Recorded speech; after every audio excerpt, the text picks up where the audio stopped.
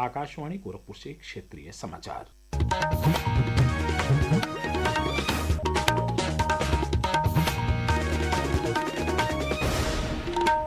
नमस्कार। समाचार बुलेटिन के साथ मैं वेद प्रकाश पाठक। प्रधानमंत्री नरेंद्र मोदी और मॉरिशस के प्रधानमंत्री डॉक्टर नवीन चंद्र राम गुलाम ने आज वाराणसी में द्विपक्षीय बातचीत की। इस दौरान दोनों देशों के बीच 4 समझौतों पर हस्ताक्षर हुए। एक रिपोर्ट। दोनों नेताओं के बीच बातचीत में सहयोग के सभी क्षेत्र शामिल रहे। विज्ञान और तकनीक, ओशनोग्राफी, प्रशासनिक प्रशिक्षण और टेलीमेट्री में 4 MOUs दोनों देशों के बीच आदान प्रदान किए गए। शक्ति क्षेत्र, भारतीय अनुदान सहायता से छोटी विकास परियोजनाएं और हाइड्रोग्राफी से जुड़ी 3 अन्य दस्तावेज भी दोनों देशों ने साझा किए। बातचीत में सिविलाइजेशनल टाइज, आध्यात्मिक संबंध और पीपल टू पीपल टाइज को फिर से प्रगाढ़ किया गया। आलोक राय, आकाशवाणी समाचार, वाराणसी। एक संयुक्त संवाददाता सम्मेलन में प्रधानमंत्री नरेंद्र मोदी ने दोनों देशों के बीच प्रगाढ़ होते हुए संबंधों की पुष्टि करते हुए कहा कि भारत और मॉरिशस 2 राष्ट्र हैं, लेकिन हमारे सपने एक हैं। भारत और मॉरिशस साझेदार ही नहीं, एक परिवार भी हैं। प्रधानमंत्री ने कहा कि भारत के बाहर पहला जनऔषधि केंद्र मॉरिशस में स्थापित किया गया है। उन्होंने बताया कि ऊर्जा सुरक्षा द्विपक्षीय साझेदारी का महत्वपूर्ण स्तंभ है। प्रधानमंत्री ने कहा कि IIT मद्रास और भारतीय वृक्षारोपण प्रबंधन संस्थान ने मॉरिशस विश्वविद्यालय के साथ समझौतों पर हस्ताक्षर किए हैं। इससे पहले वाराणसी पहुंचने पर प्रदेश की राज्यपाल आनंदीबेन पटेल और मुख्यमंत्री योगी आदित्यनाथ ने हवाई अड्डे पर प्रधानमंत्री नरेंद्र मोदी का स्वागत किया। द्विपक्षीय वार्ता स्थल तक की यात्रा के दौरान स्थानीय लोगों ने भी फूलों की वर्षा कर उनका स्वागत किया।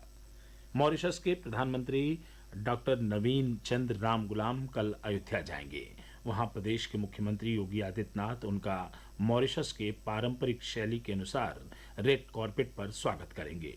अयोध्या के जिलाधिकारी निखिल टीकाराम फुंडे ने बताया कि मॉरिशस के प्रधानमंत्री श्री राम मंदिर पहुंचकर दर्शन पूजन करेंगे। वह श्री राम मंदिर निर्माण कार्य का अवलोकन करेंगे और परिसर स्थित जटायु तथा अंगद टीले पर पहुंचकर प्राचीन शिव मूर्ति का जलाभिषेक भी करेंगे। उनके दौरे को देखते हुए एयरपोर्ट से लेकर मंदिर परिसर तक सुरक्षा के विशेष इंतजाम किए गए हैं। गृह और सहकारिता मंत्री अमित शाह ने आज लखनऊ सहित देश के 4 हवाई अड्डों पर फास्ट ट्रैक इमिग्रेशन सेवा का वीडियो कॉन्फ्रेंसिंग के जरिए उद्घाटन किया। इसका उद्देश्य भारतीय नागरिकों और overseas citizen of India OCI card धारकों के लिए इमिग्रेशन प्रक्रिया को सरल, तेज और परेशानी से मुक्त बनाना है। ब्रह्मलीन महंत दिग्विजयनाथ की 56वीं तथा महंत अवैधनाथ की 11वीं पुण्यतिथि के उपलक्ष्य में गोरखनाथ मंदिर में आयोजित साप्ताहिक श्रद्धांजलि समारोह का आज समापन हो गया। इसी क्रम में ब्रह्मलीन महंत अवैधनाथ की पुण्यतिथि पर आयोजित श्रद्धांजलि समारोह में गोरक्ष पीठाधीश्वर और मुख्यमंत्री योगी आदित्यनाथ ने भी हिस्सा लिया। इस दौरान अपने संबोधन में उन्होंने कहा कि कर्ता के प्रति कृतज्ञता का भाव प्रकट करना सनातन धर्म का पहला संस्कार है। गोरक्षपीठ में ब्रह्मलीन महंत की पुण्य स्मृति में साप्ताहिक आयोजन भी कृतज्ञता ज्ञापन का ही आयाम है। इस वर्ष स्वतंत्रता दिवस पर लाल किले की प्राचीर से प्रधानमंत्री नरेंद्र मोदी ने दीपावली तक वस्तु और सेवा कर GST में नए सुधारों की घोषणा की थी। GST परिषद ने 3 सितंबर को आम लोगों को राहत प्रदान करने के लिए दरों को युक्तिसंगत बनाने की मंजूरी दे दी। घरेलू इलेक्ट्रॉनिक वस्तुओं में GST सुधारों को लेकर प्रस्तुत है एक रिपोर्ट।